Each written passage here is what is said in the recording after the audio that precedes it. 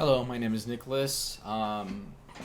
Based on the information that we've compiled together as a group, I would like to talk about question one on how our region is portrayed in the media. Two things. One, I think it's very underrepresented in the Hollywood industry. When it comes to countries such as Afghanistan, Bhutan, Iran, and Sri Lanka, we're very much not talked about unless it's mainly war or like quick scenes of royalty and such. However, countries like Singapore, which are really clean and rich, they somehow get a lot more media and Hollywood attention, even though there's nothing really interesting about them except very crucial laws that punish those that break immigration laws and such. So that's one thing that is very underrepresented in the Hollywood industry, but very represented in the when it comes to the image of war and famine and problems that never seem to be solved. Instead, we see all these articles in the media that want us to see how much trouble they are in, yet no solutions or ideas of how we can help out in either way, or reasons why mainly. So that's my view on based on our information of this region and how it's portrayed in the media. Okay, my name is Zara Brunson, and this is me answering question two for our project, and that is evidence for how the media portrays our region. And in for question one, we talked about how the media portrays South and Central Asia only when it has to do with negative things such as war or famine and all the bad things, and there's no solutions or why this is going on. It just shows bad current events and what's going on.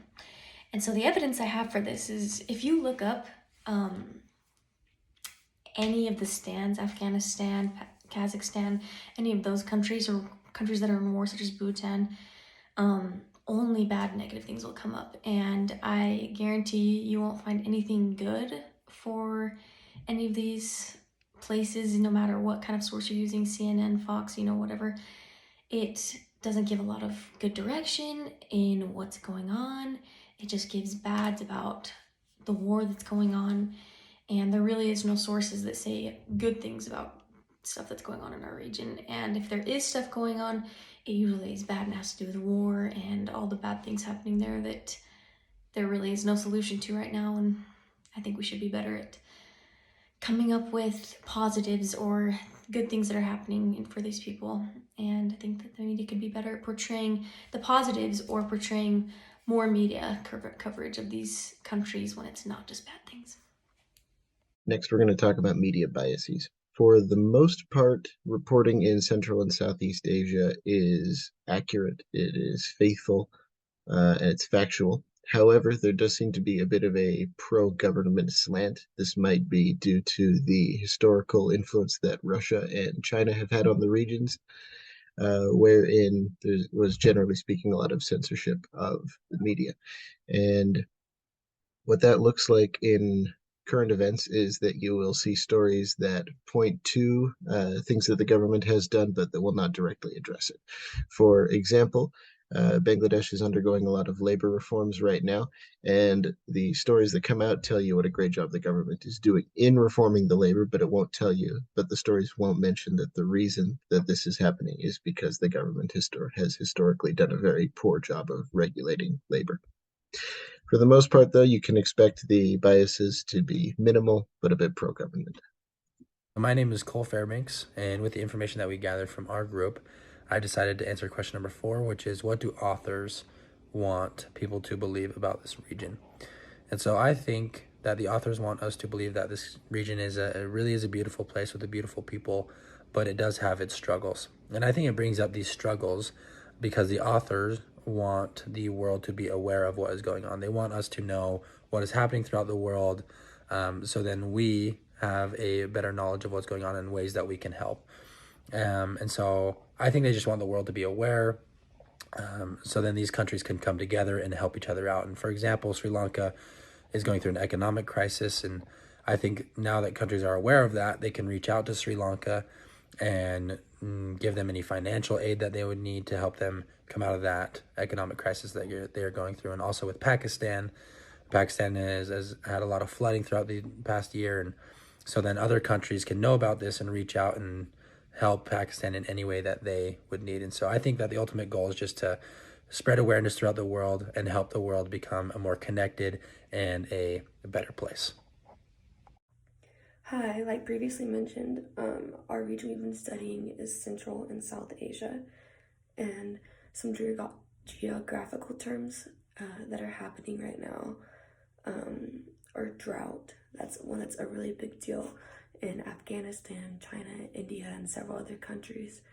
And this is due to several different reasons, specifically El Nino.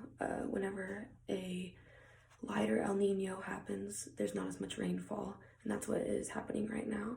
And as well as that, there's been a heat wave. So those are the causes of that. And then another geographical principle that's happening right now is social development. This can really be seen in India. Women are beginning to have more rights and have more of a voice in the political arena. And this can just be seen as happening. It's happening all throughout the world. Women are pushing for more rights. So that's it. Thanks. So I think that's something really important about Southeast Asia, especially when consumers are need to know about the region. That will help them understand and the issues and events going on in the region.